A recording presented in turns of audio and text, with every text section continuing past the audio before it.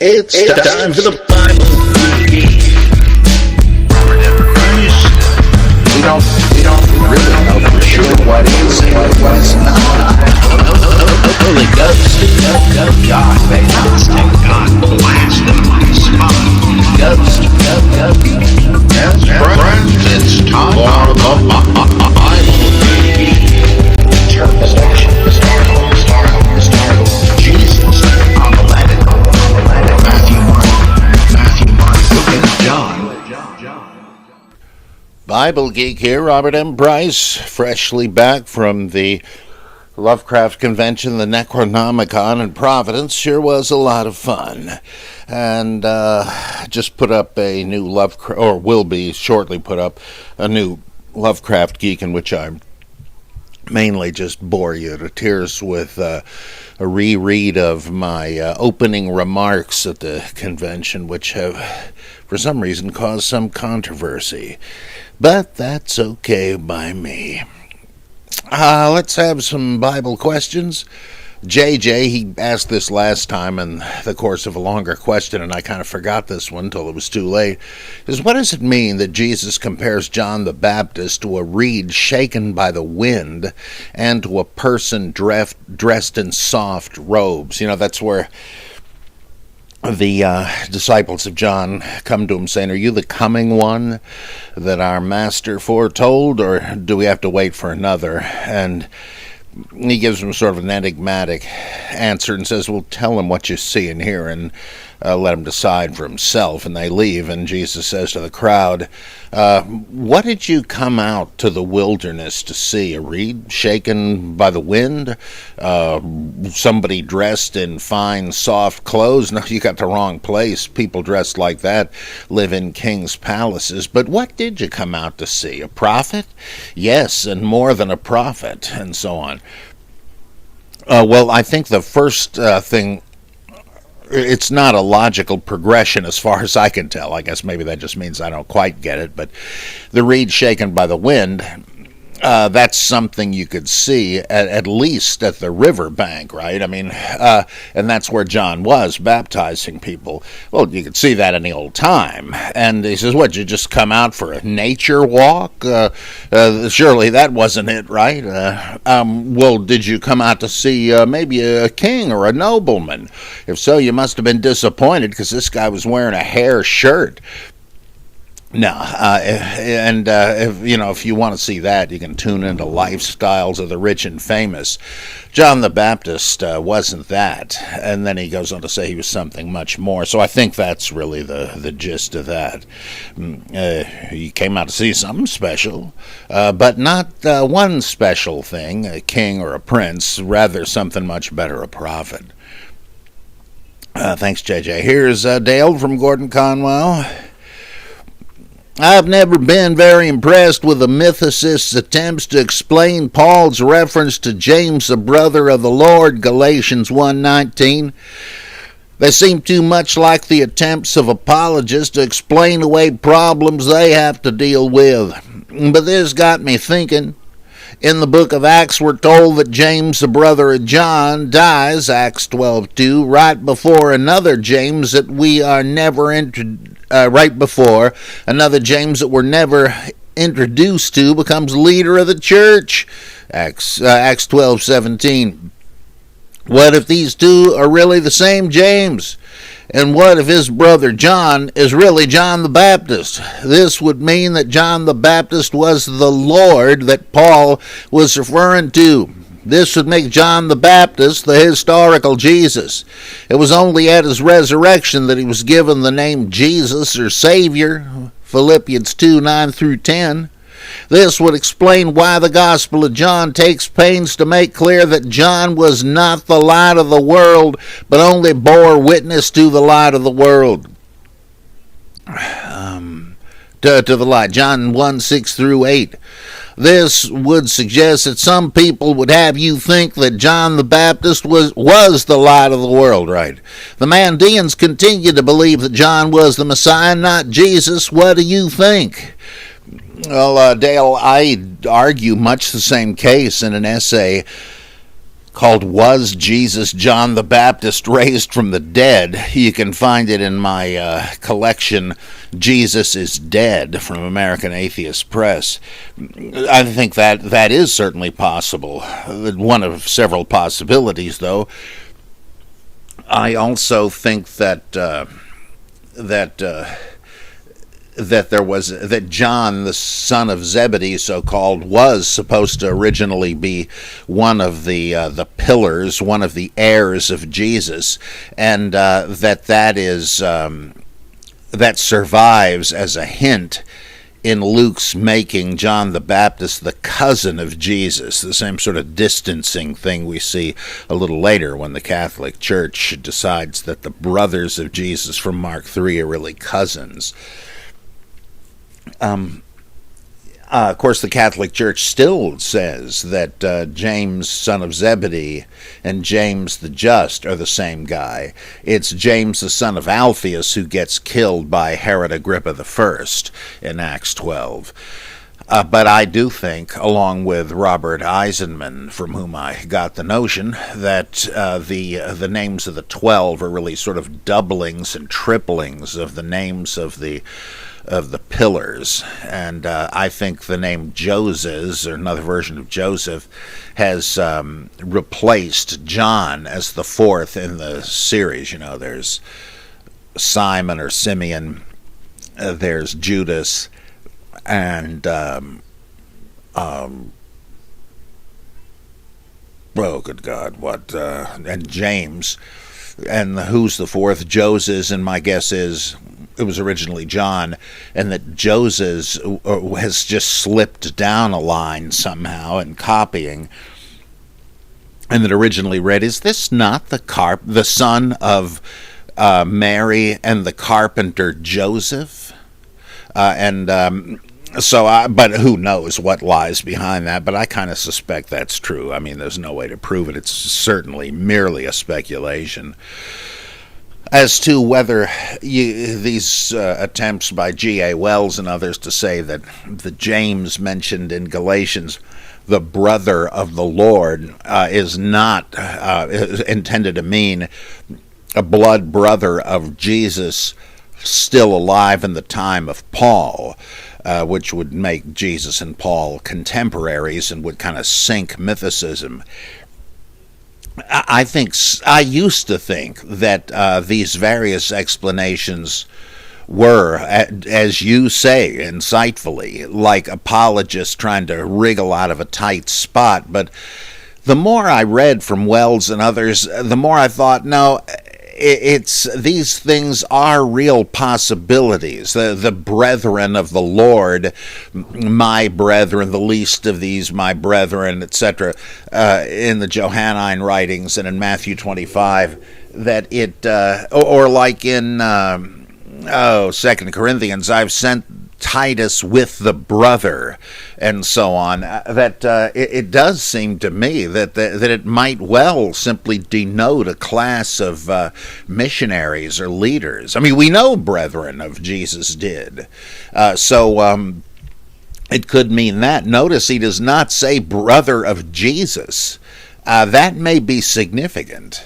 Right, even if he had said brother of our Lord Jesus, that would almost have to mean that. But then I thought also of the strange circumstance that in the 19th century, Taiping Rebellion in China, the guy that led that called him I can never quite remember the name. He proclaimed himself the younger brother of Jesus. Well, he didn't mean he himself was 19 centuries old and grew up in Nazareth with Jesus. He's thinking of another person in the Trinity or whatever, that Jesus is some sort of divine being who came to earth, and he is another one from the same heavenly family or pleroma who has come. If that's that's what he thought, and there's no attempt to refer to James as the brother of the Lord. It just seems to me that may well be what whoever the author of Galatians is talking about. That's what his title is supposed to mean. In the same way that the pillars have a kind of cosmological, theological significance, the pillars that uphold the vault of heaven. And Cephas, or Peter, the rock, is a divine title for the foundation stone of the world upon which the temple was supposed to have been built. These things don't really have immediate gospel Jesus references, even though in the stories where they're given these names, they are made to have that reference. So I am not so sure it is that far-fetched, because all of this stuff with the lists of names, there's so little said about the characters. It's not clear what or who they're supposed to be. They've been grafted into this story, and hardly even that. And the James, the brother of the Lord, mentioned in Galatians, again, that's a pretty, speaking of a reed shaken by the wind, I think that's a pretty thin reed on which to hang the whole historical Jesus thing. Okay, here's a couple from Lachlan.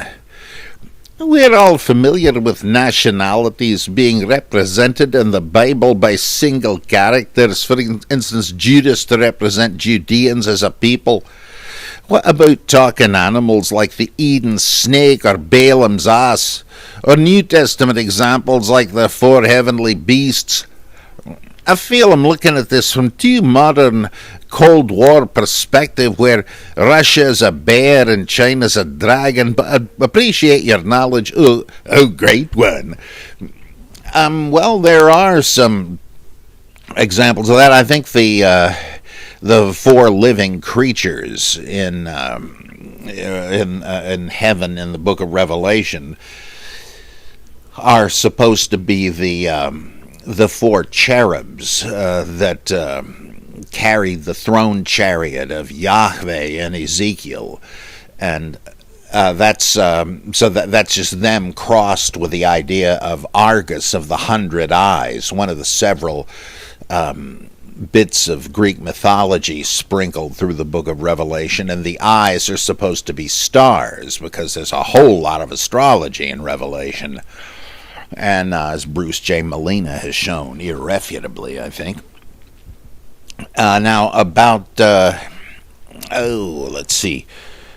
The Eden snake, I think, is a kind of dumbing down of Nehushtan, or Leviathan, the serpent god worshipped by the Naasines and the Ophites, both Hebrew and Greek words for snakes, Ophos and Nahas.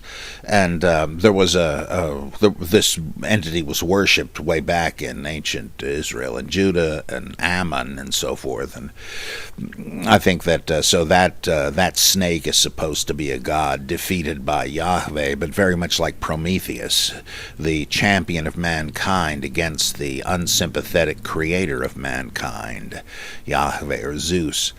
Balaam's ass, well, of course, he's supposed to be a mouthpiece for an angel, I think, right? I think that's the idea. It doesn't really say so, but he first hears the donkey and thinks, where's the camera? Am I in a remake of Francis the Talking Mule here? And then the angel appears to him. So my inference is that it was the angel speaking through him, just as later Bible writers thought that Satan was speaking through the snake. He wasn't the snake, but he was using him as a mouthpiece.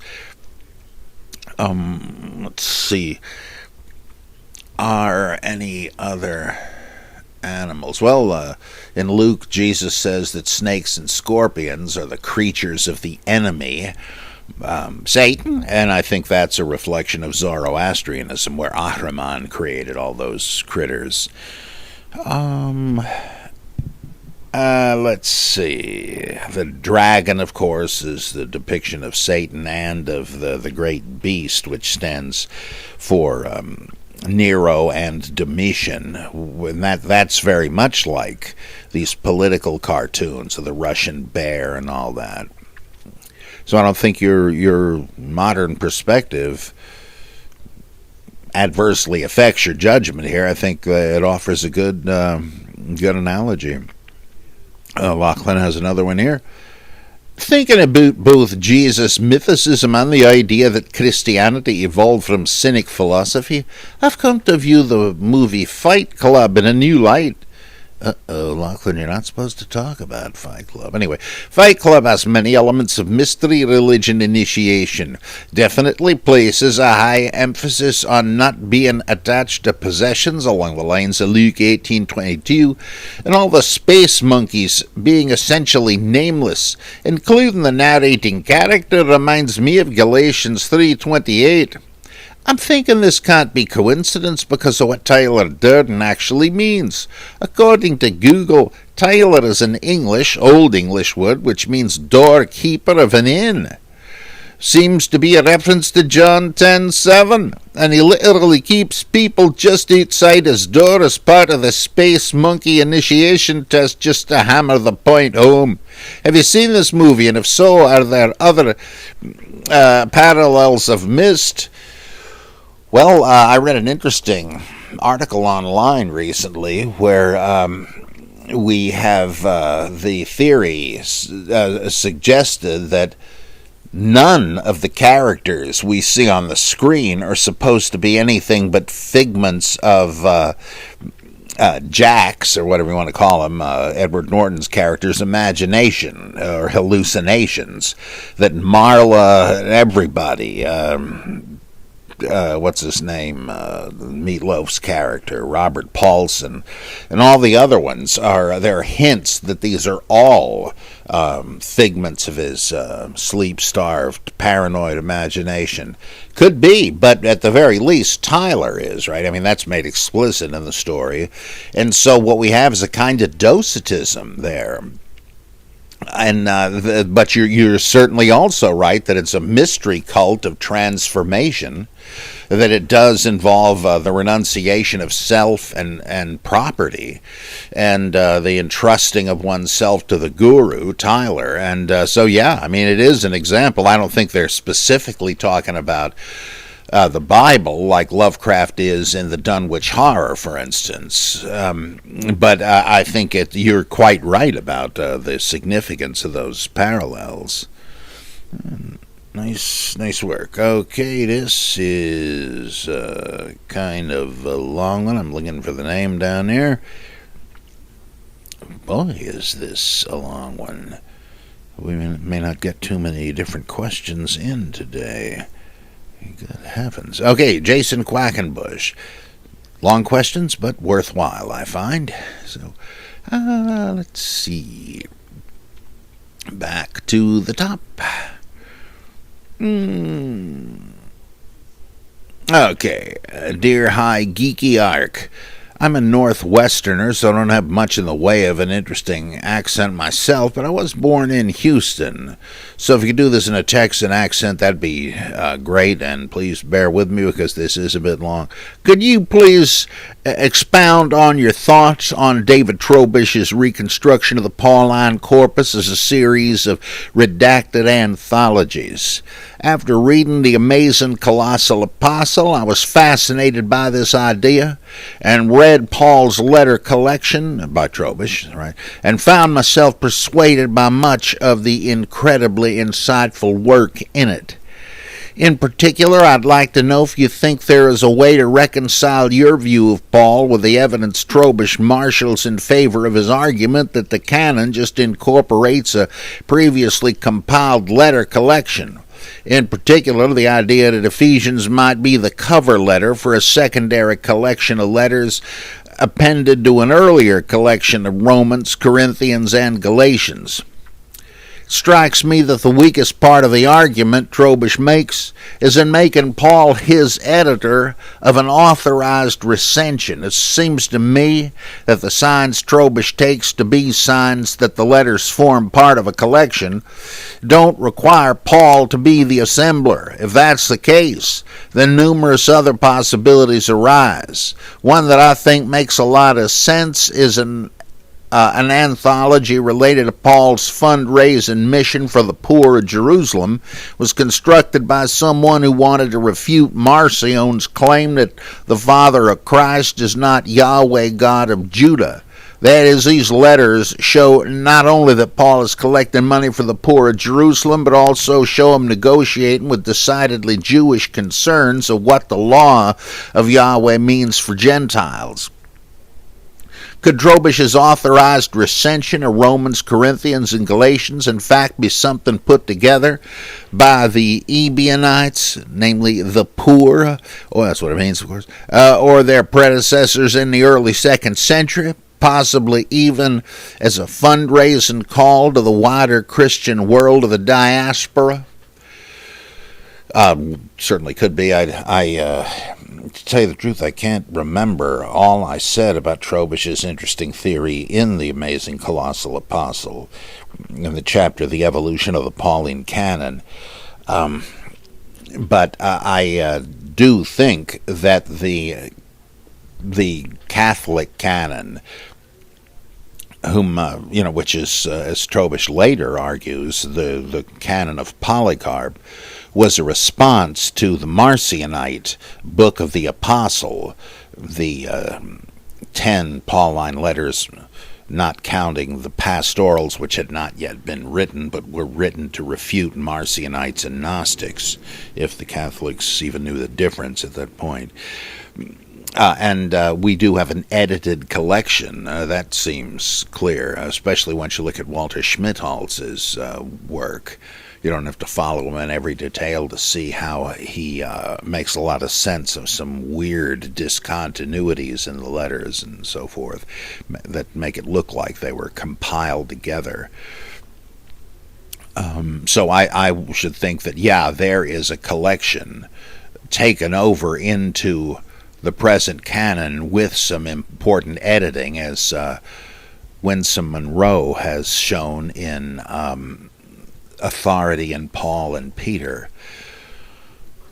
Then the question is, can we trace stages of the Apostolicon, the letters of the Apostle, within Marcionite circles? Because you don't have to assume that Marci Own was necessarily the collector. I mean, that's a good hypothesis on the face of it, but once you start examining particular letters, I think, at least I have to kind of take a step back and think that it was Marcionites who compiled this after him, and that Marci Own was the first to start writing pseudonymous Pauline epistles, both the so-called Ephesians, in its original form Laodiceans, and which I think was first in the Marcionite canon, and also Galatians chapters 3 through 6.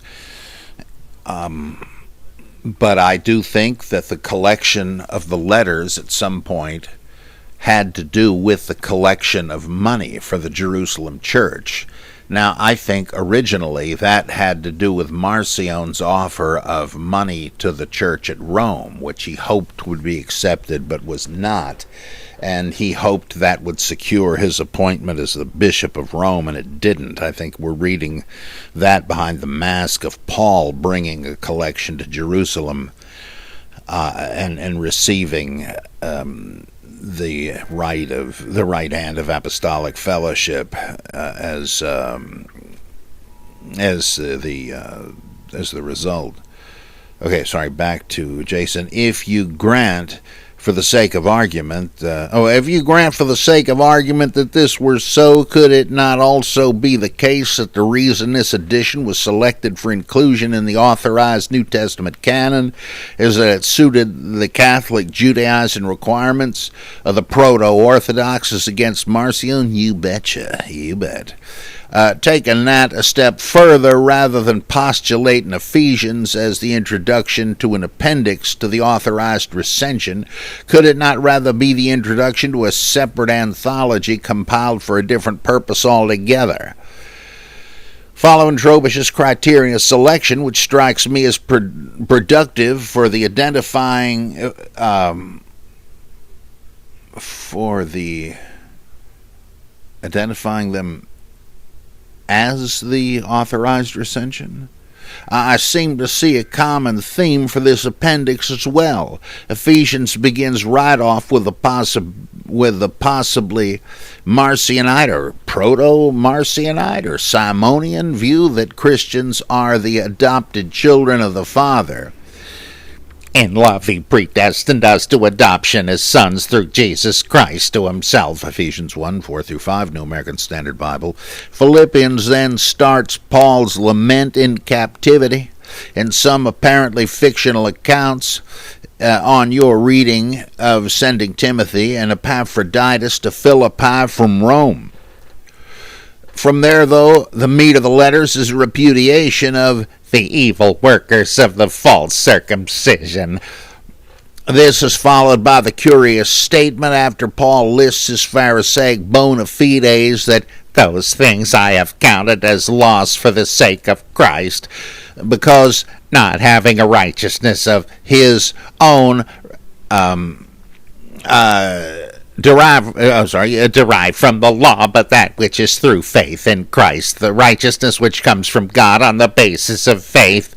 Philippians 3, 8-9. Colossians also picks up this theme, immediately taking up the Marcionite Simonian Gnostic line on Christ. For he rescued us from the domain of darkness and transferred us to the kingdom of his beloved Son. Colossians 1:13. 1 Thessalonians takes up the adoption theme again, subtly at 2:12, so that you would walk in a manner worthy of the God who calls you into his own kingdom and glory. Again, the subject of sending Timothy to visit in Paul's place comes up like in Philippians, and then more subtle admonishment of Judaizers comes in 4:2, where Paul substitutes commandments he gave by the authority of the Lord Jesus. This seems to me to make sense only if there is competition between the Encretite gospel and the commandments of Moses are being pitted against one another. 2 Thessalonians also has a subtle implication along these lines, warning against being deceived by a spirit or a message or a letter as if from us to the effect that the day of the Lord has come. It gets into the weeds a bit from there, and some stuff that looks pulled straight from mythology of a Roman mystery cult about the mystery of lawlessness and the lawless one. It then reiterates the message of predestined salvation in which Thessalonians 2:13, which looks like a near direct quote of Ephesians, or vice versa. I put these pieces together, and I think what we have in total is a collection of letters assembled to refute an authorized recension. Note that unlike Trobish's reconstructed authorized recension, we have four churches, Ephesus, Philippi, Colossae, and Thessaloniki, addressed rather than three. The letters are shorter, and there's a theme throughout of adhering to something like the Marcionite gospel or rejecting false teachings and not adhering to the law of Yahweh. And there seems to be an attempt in 1 Thessalonians to portray Thessaloniki as the greatest church in Macedonia and Achaia, which would be an implicit rebuke of the church at Corinth, because that's also in Achaia. From this, I would speculate that what happened in forming the canon was that these two competing anthologies of Paul's letters, one Catholic and Judaizing and the other Marcionite and Gnosticizing, were then brought together and reconciled by a third editor, producing the complete edition by combining the two anthologies and adding the pastorals and the letter to the Hebrews to round out the orthodoxy. This strikes me as reconciling both the evidence of anthologizing that Trobisch has found along with your view about the Catholicizing of Paul as an anti-Marcionite move by the Judaizing influence of the Catholic Church. What do you think? Plausible? Sorry to go on at such length, but I had a bunch of pieces I wanted to put together for your consideration. I'll go ahead and leave it there, but love to hear what you have to say about this. That's fascinating. I never really thought about pre-Marcionite canon stages, and this does make sense. I'd still hold out for Gnostic additions to 1 Corinthians, but that's not incompatible with what you're saying. That's a fascinating idea, worthy of study for sure. I hadn't thought of this. I wonder what Trobisch would say. I'll have to send him this and see what he thinks. Thank you, Jason. Fascinating. Yeah. Let's see. Jack from Chicago. In the prodigal son story, both the elder son and the younger prodigal son have an inheritance from their father. I heard a person claim that in Bible times the entire inheritance would usually go only to the eldest son. This story is obviously not constructed that way, but it struck me as odd that they would specify a younger son to take the inheritance. It doesn't seem so odd anymore once the father later tells the elder son, "Everything I have is yours." The story simply doesn't work if the elder son runs away because he takes everything with him the first time. Only a younger son can take part of the money, leaving more at home with the elder son to set up the plot for a later resolution. What do you think is the purpose of designating the two as elder and younger? Well, I think, Jack, that the idea here is that there's a defense of the Gentile mission, which also may be the idea of the workers in the vineyard, where those who come in later get the same payment as those who started earlier. That some Jewish Christians, we certainly know there were Jewish Christians that didn't think the Gentiles should be given the gospel at all, because that was an eschatological event that they had no right to preempt, that a la Isaiah, you would have at the end the spontaneous pilgrimage of all the nations to Jerusalem to learn the ways of Yahweh.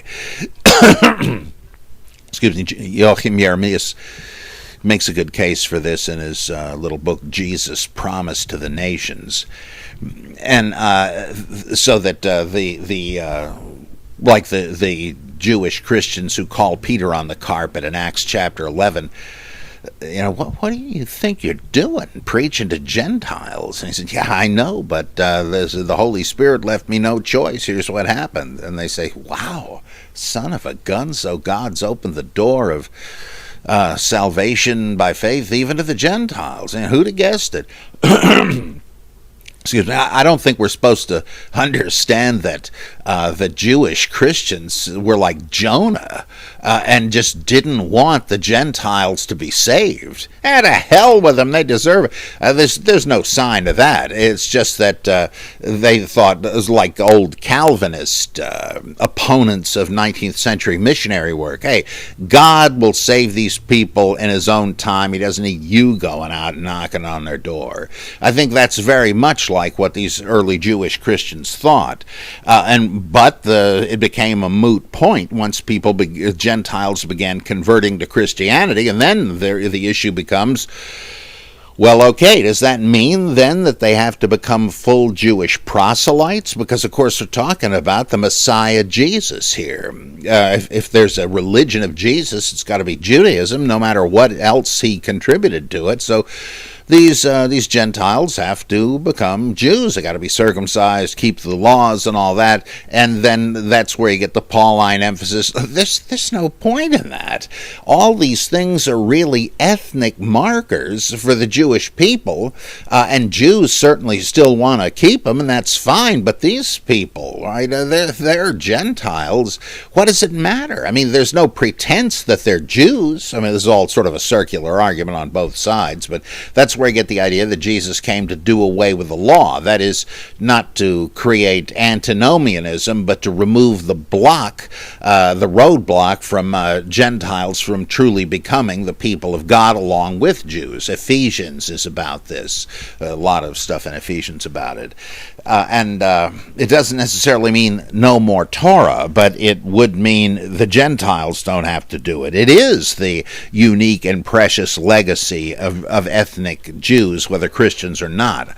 I hope I'm not reading some kind of ecumenical modern theology in there. I think that is the point. That makes the most sense to me, though any view on this is going to be speculative, given that it's not explicit in the New Testament. But okay, if that's the background, then the probably the workers in the vineyard and the prodigal son are aimed at Jewish Christians who oppose the Gentile mission. Of course, there's plenty of things like the Great Commission sayings and all that are weighing in on this issue, saying that it's like God is the Father. He created both Jews and Gentiles, and the Gentiles were, whiling away the time in idolatry and immorality and all of that, but they've snapped out of it. They're coming home to God, and let me get this straight. You think that's a mistake? And I think that's what's going on there. So the elder son is Judaism or Jews or Israel or whatever you want to say, and the younger son is repentant Gentile, convert to Christianity. Let's see. This is Jonathan, who suggests a Midwestern accent. Of all the absurd verses in the Bible, let's see. Of all the I may be missing a word here. Of all the absurd verses in the Bible, the worst are references to God's weird obsession with genitalia, like menstruation, Leviticus 15:19, phallic objects.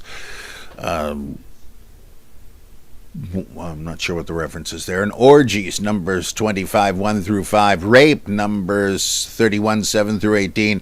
And lastly, genital mutilation, Genesis 17:10-14 and Matthew 19:12. For there are eunuchs who have been so from birth, and there are eunuchs who have been made eunuchs by others, and there are eunuchs who have made themselves eunuchs for the sake of the world of God. The kingdom of heaven. Let anyone accept this who can, as per the new RSV, also known as the screwed up RSV, but that's just my view. While other Bible translations, reduce this, like the New Living Translation, into some choose not to marry for the sake of the kingdom of heaven, despite the fact that in the original Greek it means eunuchs for heaven, such that church father Origen got himself castrated. In this regard, is it possible that this gruesome pericope lifted directly was lifted directly from the Greco-Phrygian god Attis, who is depicted as a castrated god, and of course his devotees laid it on the altar as well? I don't know. I think the reference to Origen, though it's in danger of being anachronistic, if we use it to interpret the Matthew passage, if this is even true, it's not unreasonable. It may well be true that Origen did this. It may just show how he interpreted the passage, but it does seem to me they're talking about. It's hard to say. If you think of the thing where if your right hand offends you, cut it off. That's an Aramaic idiom for if it's leading you to sin, specifically via theft, then cut it out. It's not really like the Saudi Arabian hands-off policy, where if you're a thief, they actually chop your hand off. At least I don't think. Anything's possible, though, right? But it might be the same kind of metaphorical thing, meaning just celibacy. I don't know if it would make that much difference, but then again, the Attis cult did actually do castration, so you can't rule it out that the gospel might intend that. So who knows? Could well be. But is it a borrowing from Attis? Well, I think there likely were borrowings from Attis. This might have been one of them. Hard to say. But it could just be the same sort of thing, right? A lot of these mystery religions were kind of redundant and shared a number of features. Hard to tell. In a similar manner, the late insertion of Mark 16:9 through 20, where the RSV, which uses the earliest extant Greek manuscript, and the King James Version makes these Markan verses appear in a footnote, that it was, they're in the RSV, they're in a footnote, right? That it was a late insertion for a presumed Markan authorship. In the King James, however, which uses the highly flawed Textus Receptus compiled by Erasmus, those verses are put in the text. One verse that stands out quite implausible and insane is Mark 16:18. They will pick up snakes in their hands, and if they drink any deadly thing, it will not hurt them. They will lay their hands on the sick, and they will recover. What makes the scribes add these verses? I have a feeling that this verse is added to pander with the Eastern religions, especially Hinduism, especially the Hindu god Shiva, in his Nilkanth form, is shown to chug huge amounts of poison and spitting it out to save the world, as per Hindu primary sources like the Bhagavata Purana, Vishnu Purana, and Mahabharata.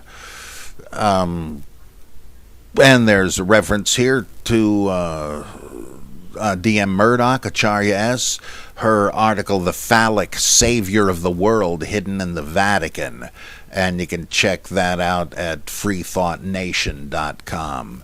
Please keep Acharya, my colleague and dear friend, in mind if you can contribute to her financial needs for medical treatment. Please do so. She's really a fine person and an important scholar. Some people don't think so, but that's kind of what you expect when someone has controversial views. I always welcome controversial views. I want to learn from whoever I can, but she is really an amazing researcher, and even if she weren't, it'd sure be great to help her. Could it be Hinduism? It's not like these religions were completely sealed off. You could be right there. That and the snake handling and the poison drinking.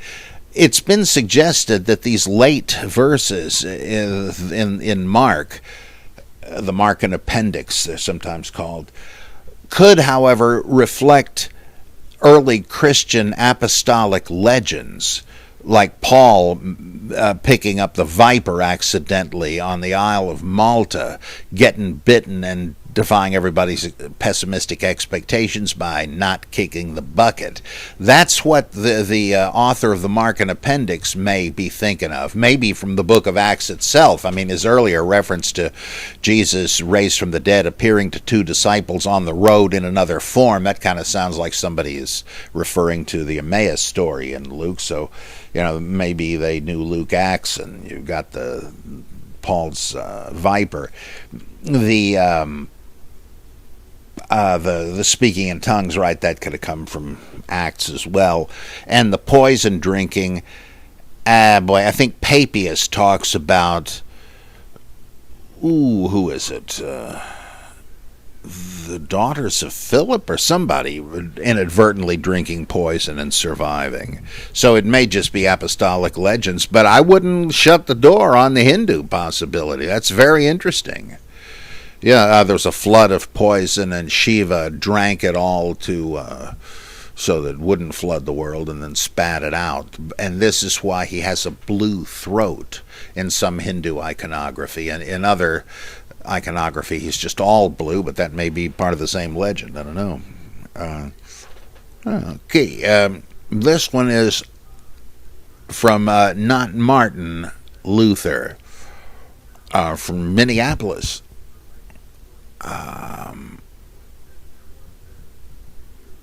By the way, it was my question about whether the perpetual virginity of Mary could have been an attempt to shut out possible claims of authority by any proto-Christian sects claiming authority based on familial lineage, which you read on the August 10th podcast but lost the name. Thank you. I hate doing that. I try not to. That was a good one. I have a new question for you, inspired by a question from Stephen, as read on the August 5th show. He said a problem of his with religions was their respective claims of exclusivity. It got my attention as something I hear on occasion but disagree with. My question is this. Doesn't it seem entirely reasonable for members of a faith to believe their own faith is the correct one, and that non-believers or non-practitioners would be wrong and or damned? Maybe it's my conservative Lutheran upbringing showing through, but if, for example, and it's obviously a big if, the reality of which I wouldn't actually defend, Jesus died for our sins and belief in him is the key to salvation, then why wouldn't those who believe this deny some kind of reincarnation driven by the effects of karma towards some eventual nirvana? If one believes religion A is true and religion B teaches something incompatible, isn't it kind of they're all true in their own way viewpoint, just modern milquetoast political correctness?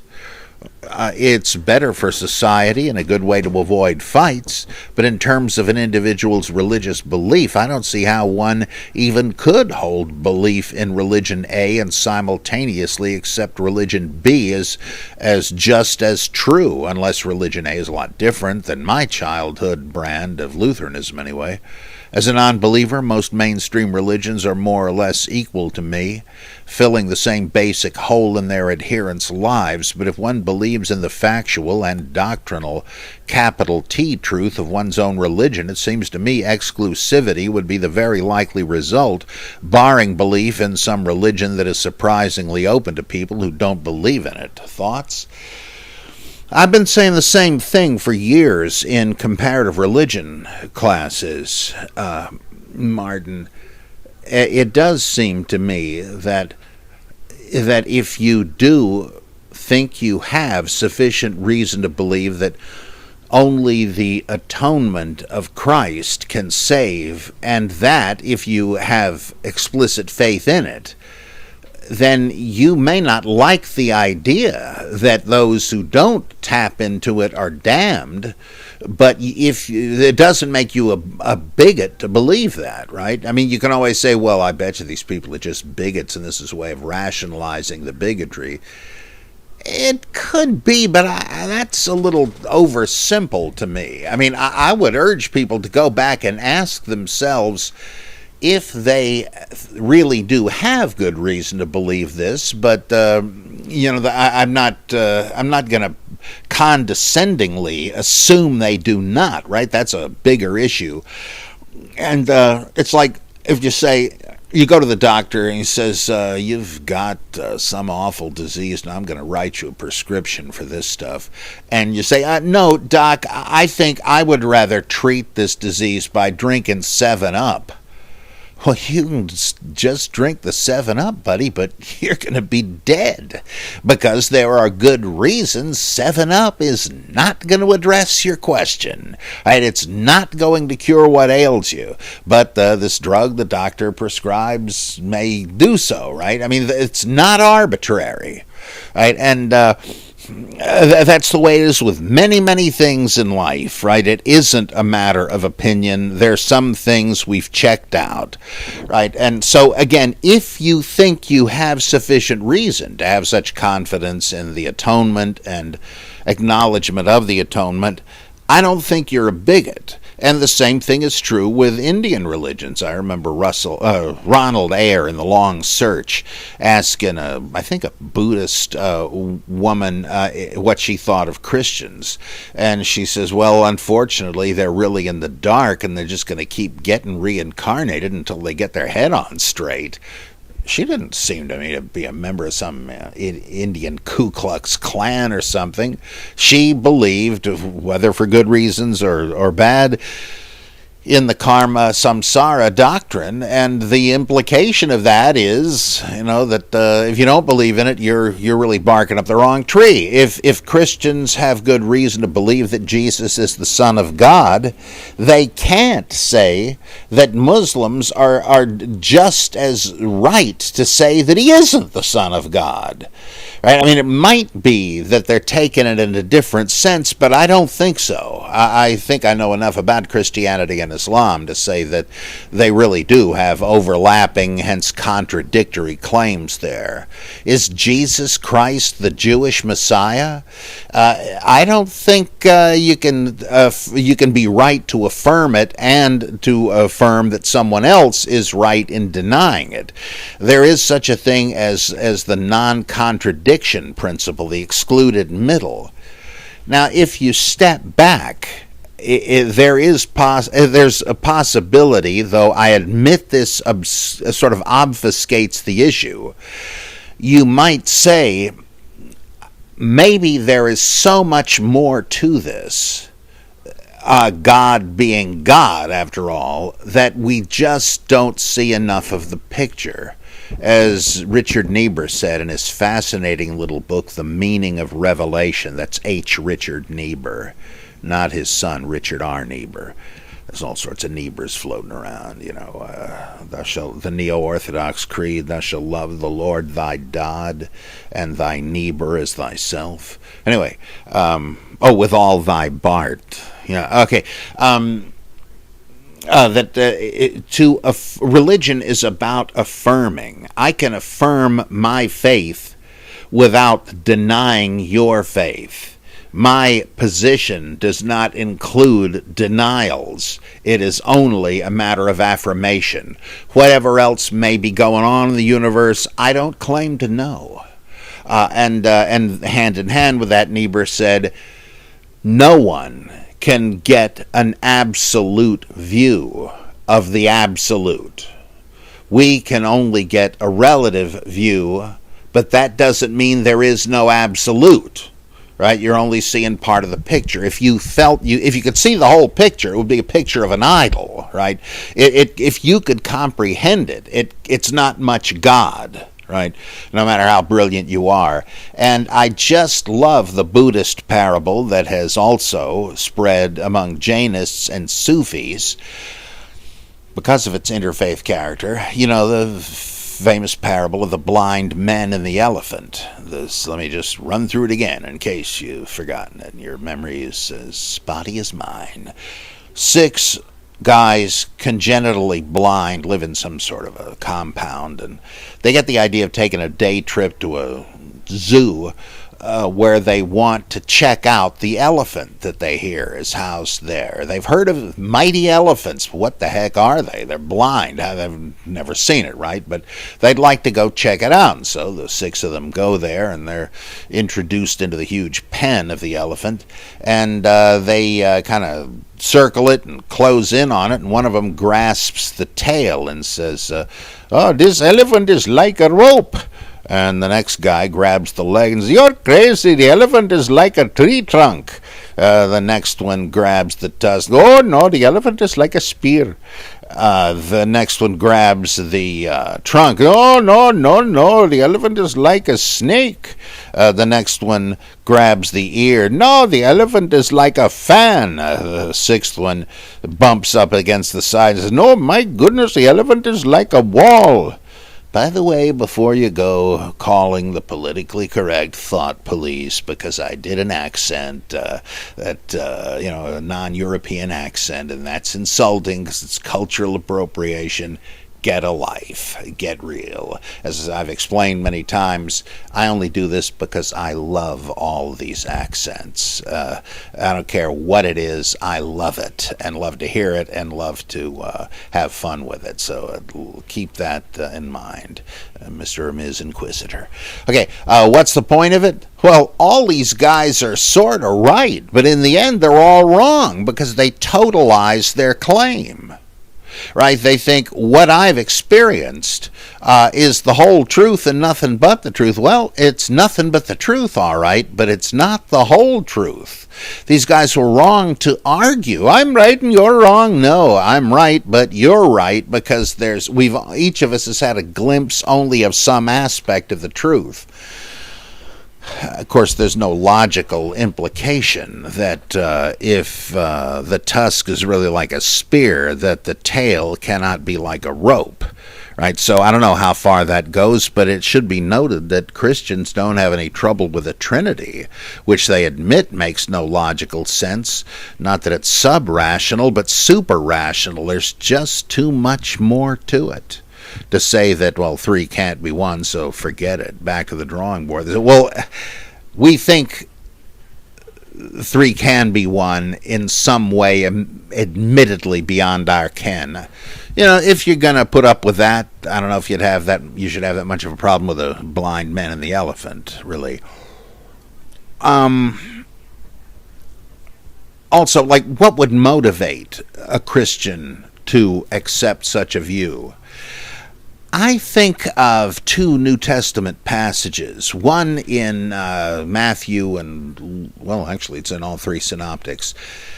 Jesus is casting out demons, and his critics come up and say, don't listen to this guy, he's just a conjurer. He casts out demons by Beelzebul, and is calling on the prince of demons. It's just a trick. And Jesus says, wait just a minute. You can be forgiven for a lot of sins, but not blasphemy. And Mark says that's because they were attributing the work of the Spirit to Beelzebul or Satan. Don't do it. Watch what you're saying, lest you attribute the work of God to the devil. Isn't that what you're doing when you say, well, Christianity is true, and thank God for the miracles of changed lives and stuff, but you can point out some guy who was saved through membership in the Nation of Islam, his life was redeemed from drunkenness and crime? That's just a satanic counterfeit. A classmate of mine said that in a seminary classroom. You better watch what you're saying, buddy. You are attributing the works of God to... Because the fruit of the Spirit are manifest, right? It's obvious what they are. The works of the flesh are evident. You can tell what they are, right? You can't mistake the one from the other. And therefore, if you do mix them up, you're blaspheming. How about Peter, right? He does in Acts 10. He doesn't. I was just talking about this, right? He doesn't feel like he has any right to go to Gentiles and preach to them. God will take care of him in his own time, but he can't deny what the Spirit tells him to do. He goes there, he preaches, they start speaking in tongues, and he says, well, son of a gun, what do you know? God has granted them repentance and given them the Spirit just as we have. Who can deny them water to be baptized? And then he convinces the elders in Jerusalem the same way. That's kind of what's going on. As Tillich said, you can't really meet a devout, earnest member of another religion and not conclude that God has made himself manifest even to to the nations. That's important New Testament data. That's got to fit into your theology somewhere if you're some kind of a Christian. But where? That doesn't seem to fit with the atonement thing. Well, there's another one of those things where you're going to have to say, let's try to look at the big picture, even if the big picture is kind of vague. Okay, but you understand how I started out saying this. I agree that it isn't bigotry. It's people trying to be consistent, to say, given what I think is true about the atonement, I'm afraid there are some people that are not going to be saved. I don't think that's bigoted. If you say something like, I think only Baptists are going to heaven, to my great surprise, I heard that some Baptists, I'm sure a tiny minority, think, or like Ed Suominen's old group, the conservative Lestadian Lutherans, only members of their schismatic sect are going to heaven. That's kind of crazy. It's hard to imagine anybody really reasoning their way to that. I'd begin to wonder if that isn't bigotry, but then again, I'm not a mind reader. Similarly, I do not think that Christians and others who think homosexuality is immoral are bigots. There may be bigots that say that, and I do not hold that view, but I can't dismiss these people as bigots. That's just character assassination and ad hominem attacks rather than arguments. I will argue the issue, dispute the issue in a friendly manner, but I don't think anybody in that question is a bigot. Same thing here. Pretty good one. Commander Scotty says, here's a fun one. Imagine you were in charge of sculpting the Mount Rushmore of apologists rather than U.S. presidents. Whose foreheads would you place there? I guess I would put... let's see. My favorite, John Warwick Montgomery. J.N.D. Anderson.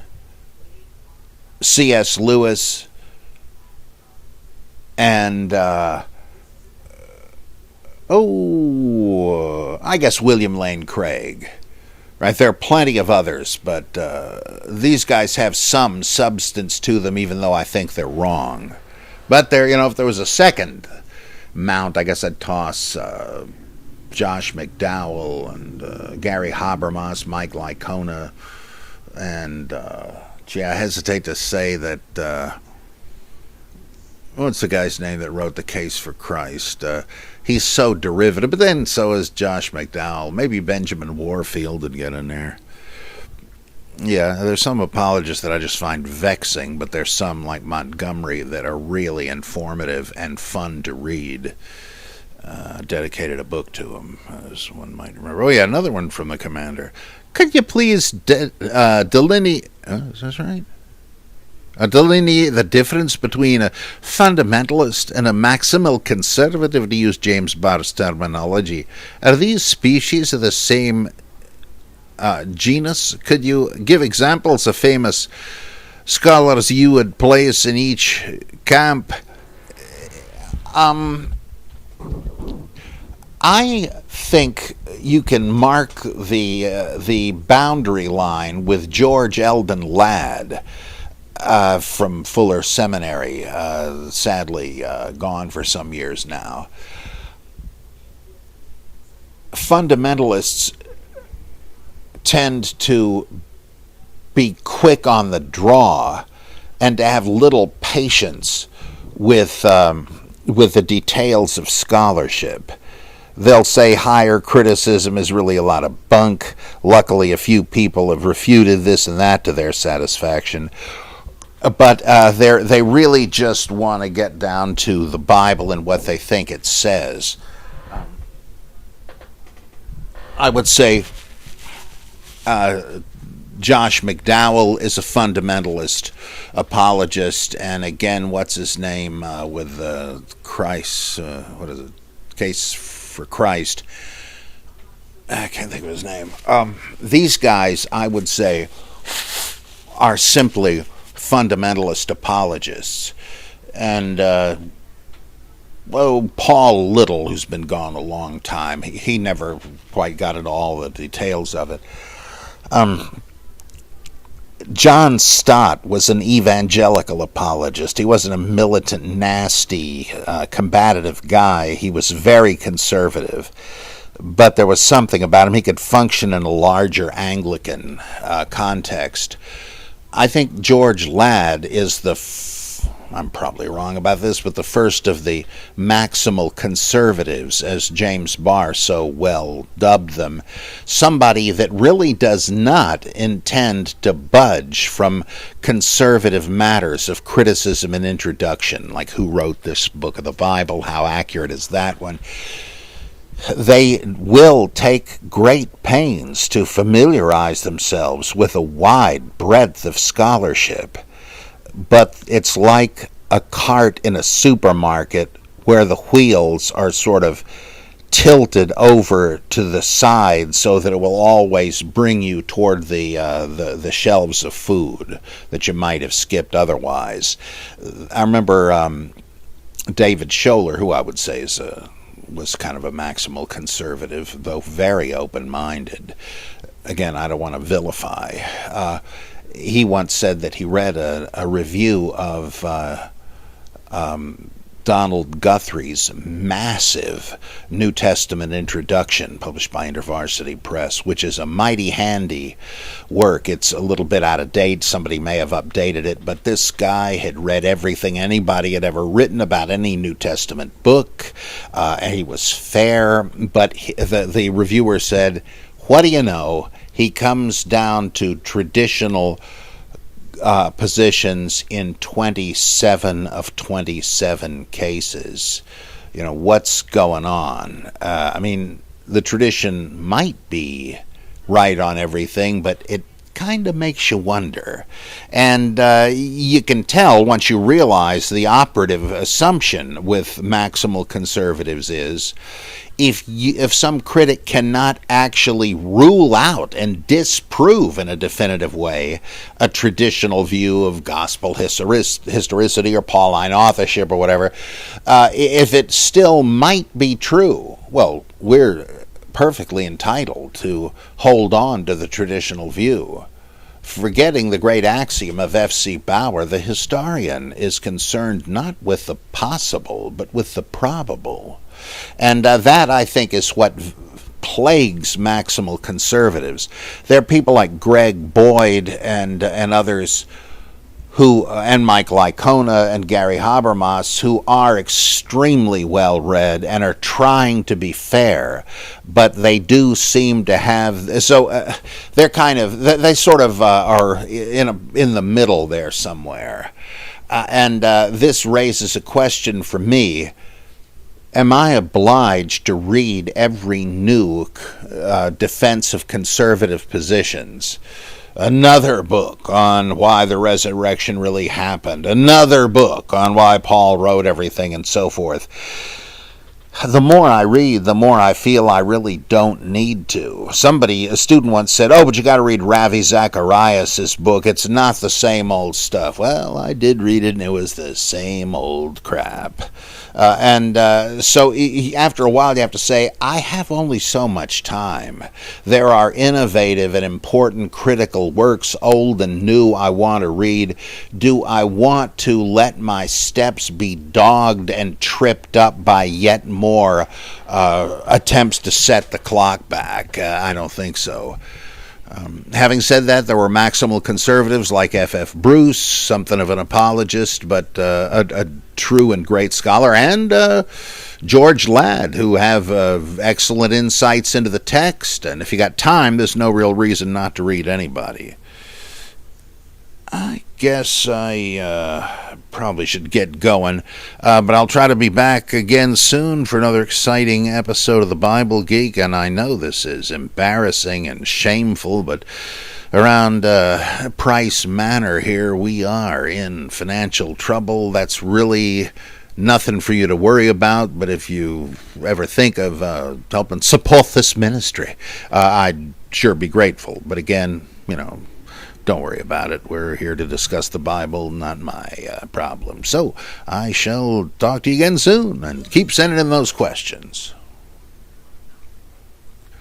Bible Geek here, Robert M. Price, freshly back from the Lovecraft Convention, the Necronomicon in Providence. Sure was a lot of fun.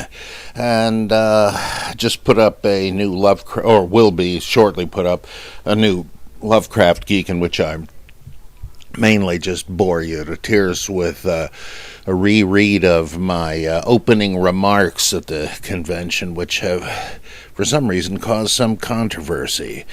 But that's okay by me. Let's have some Bible questions.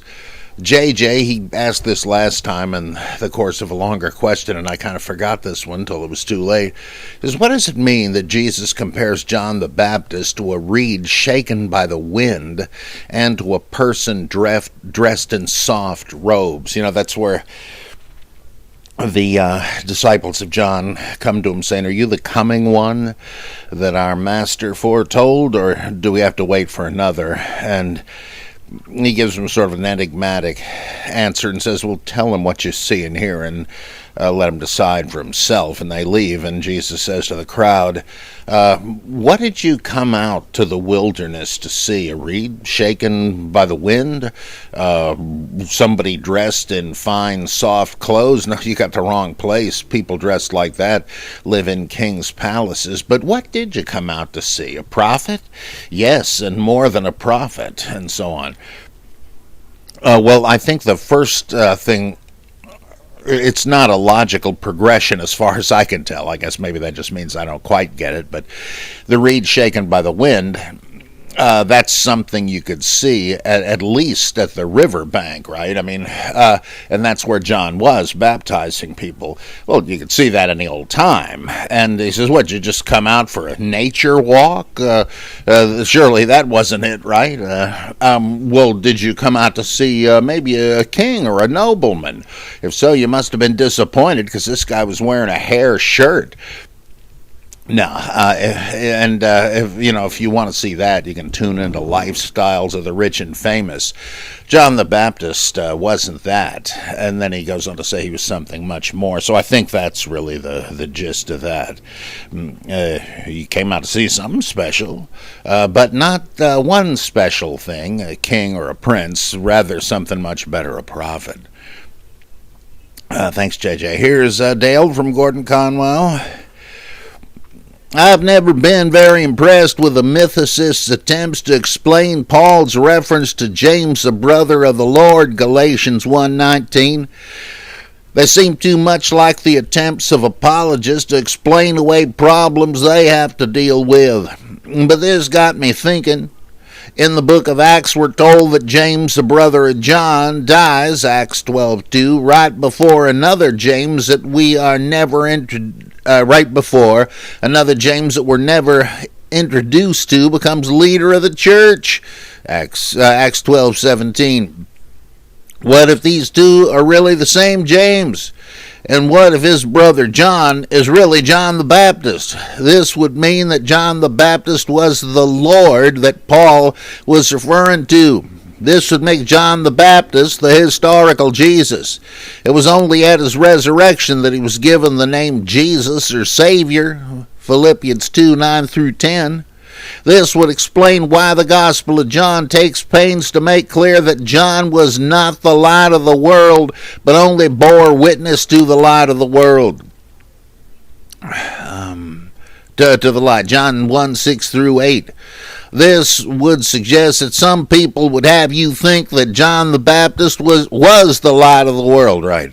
The Mandeans continue to believe that John was the Messiah, not Jesus. What do you think?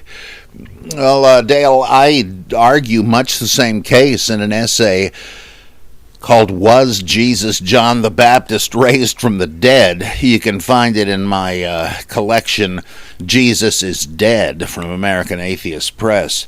I think that is certainly possible. One of several possibilities, though. I also think that John, the son of Zebedee, so-called, was supposed to originally be one of the pillars, one of the heirs of Jesus, and that survives as a hint in Luke's making John the Baptist the cousin of Jesus, the same sort of distancing thing we see a little later when the Catholic Church decides that the brothers of Jesus from Mark 3 are really cousins. Of course, the Catholic Church still says that James, son of Zebedee, and James the Just are the same guy. It's James, the son of Alphaeus, who gets killed by Herod Agrippa I in Acts 12. But I do think, along with Robert Eisenman, from whom I got the notion, that the names of the 12 are really sort of doublings and triplings of the names of the pillars, and I think the name Joses, or another version of Joseph, has replaced John as the fourth in the series. You know, there's Simon or Simeon, there's Judas, and oh good God, what and James. and who's the fourth? Joses, and my guess is it was originally John, and that Joses has just slipped down a line somehow in copying, and that originally read, "Is this not the son of Mary and the carpenter Joseph?" But who knows what lies behind that, but I kind of suspect that's true. I mean, there's no way to prove it. It's certainly merely a speculation.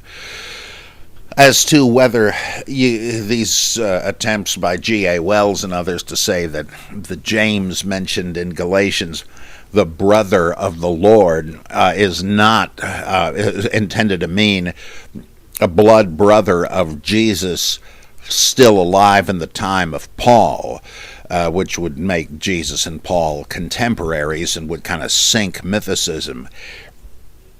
I used to think that these various explanations were, as you say insightfully, like apologists trying to wriggle out of a tight spot. But the more I read from Wells and others, the more I thought, no, these things are real possibilities. The brethren of the Lord, my brethren, the least of these, my brethren, etc., in the Johannine writings and in Matthew 25, that it, or like in 2 Corinthians, I've sent Titus with the brother, and so on, that it does seem to me that it might well simply denote a class of missionaries or leaders. I mean, we know brethren of Jesus did, so it could mean that. Notice he does not say brother of Jesus. That may be significant. Right, even if he had said brother of our Lord Jesus, that would almost have to mean that. But then I thought also of the strange circumstance that in the 19th century, Taiping Rebellion in China, the guy that led that called him I can never quite remember the name.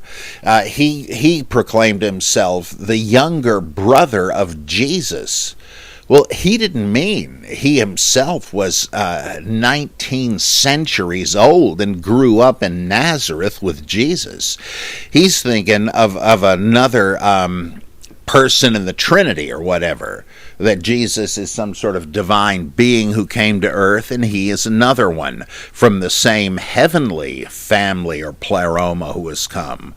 If that's that's what he thought, and there's no attempt to refer to James as the brother of the Lord. It just seems to me that may well be what whoever the author of Galatians is talking about. That's what his title is supposed to mean.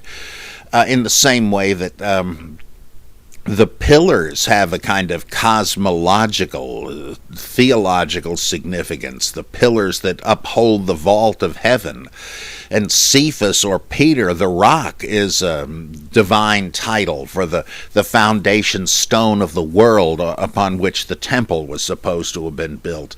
These things don't really have immediate gospel Jesus references, even though in the stories where they're given these names, they are made to have that reference. So I am not so sure it is that far-fetched, because all of this stuff with the lists of names, there's so little said about the characters. It's not clear what or who they're supposed to be. They've been grafted into this story, and hardly even that. And the James, the brother of the Lord, mentioned in Galatians, again, that's a pretty, speaking of a reed shaken by the wind, I think that's a pretty thin reed on which to hang the whole historical Jesus thing. Okay, here's a couple from Lachlan. We're all familiar with nationalities being represented in the Bible by single characters. For instance, Judas to represent Judeans as a people. What about talking animals like the Eden snake or Balaam's ass? Or New Testament examples like the four heavenly beasts? I feel I'm looking at this from too modern Cold War perspective where Russia's a bear and China's a dragon, but I appreciate your knowledge. Oh, great one. Well, there are some examples of that. I think the four living creatures in heaven in the book of Revelation are supposed to be the four cherubs that carried the throne chariot of Yahweh in Ezekiel, and that's just them crossed with the idea of Argus of the 100 eyes, one of the several bits of Greek mythology sprinkled through the book of Revelation, and the eyes are supposed to be stars because there's a whole lot of astrology in Revelation, and as Bruce J. Molina has shown irrefutably, I think. Now about let's see.